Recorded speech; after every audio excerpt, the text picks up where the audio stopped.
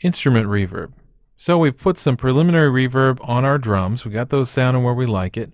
Now let's move on to some of our other instruments. We still have the vocalist, the choir. Those are all muted still, so we're just listening to the rhythm section. So we're going to see which items here really deserve to get some reverb and which things should get more than others. And remember, a big part of reverb here is we're creating this depth of the field. So we're trying to make it look or sound like it is a live performance or something to that extent. And so we got to think about where things are going to be placed on the stage. By adding more reverb, we're basically putting it further back on the stage. And so that's kind of some of the considerations we're going to have here with our instruments. So first one up is the bass. Now watch what happens when we start adding some reverb to the bass. Now the nice thing about this is we do have both reverbs, our shorter reverb and our longer reverb, for all of our instruments here.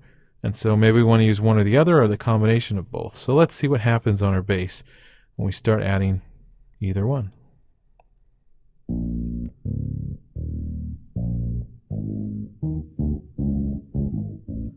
Okay, so there's our gated reverb, our gated ambience.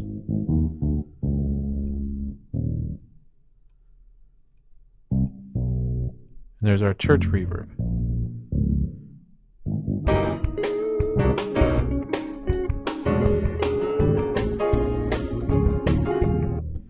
Now bass is tough because sometimes bass just sounds best kind of dry.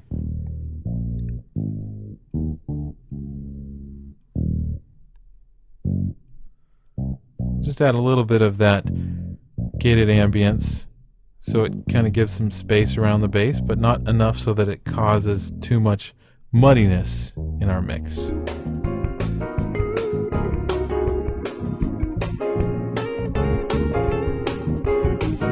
Okay, so let's focus on the piano for a minute here.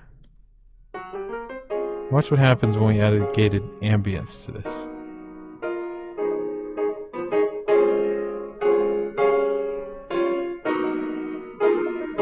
Okay, listen to what that sounds like now.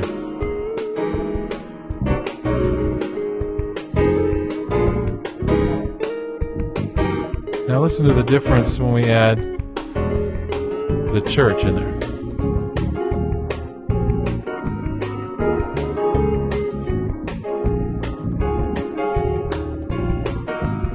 Really a lot smoother reverb for the piano. So let's add a little bit of the church here.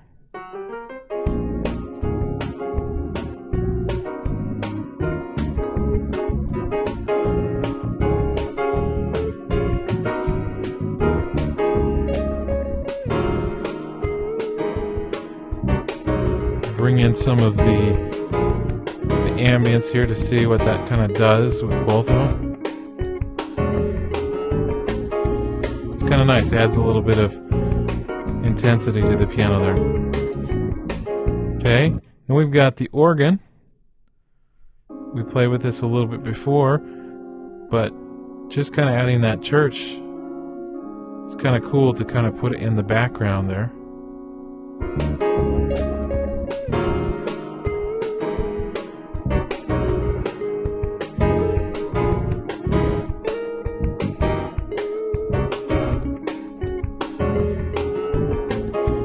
And then our guitar.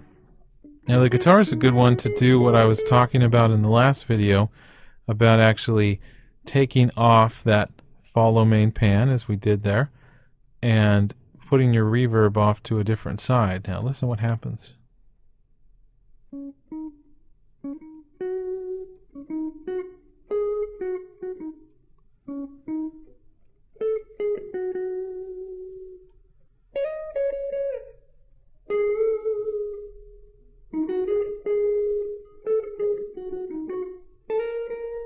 Kind of a nice little delay effect sort of thing.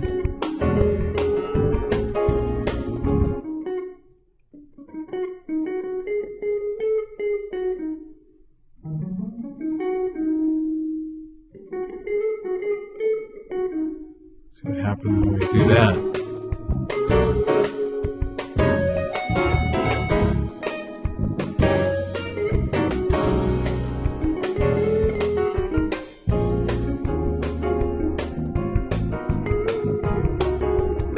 Okay, and I think we're going to hang on to those adjustments here for now, but I know that we're going to be playing with delay in the future here, especially with the guitar.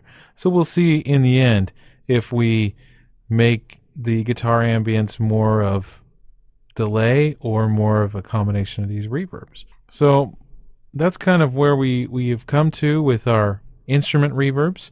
And as you can see, what it does is it kind of just nestles the instruments in there with the drums. So let's listen real quick what we've got going.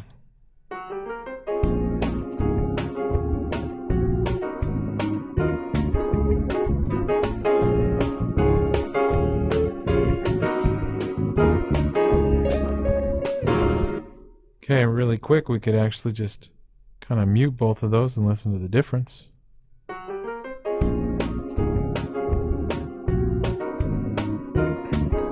So there's no reverb, and there's both reverbs in.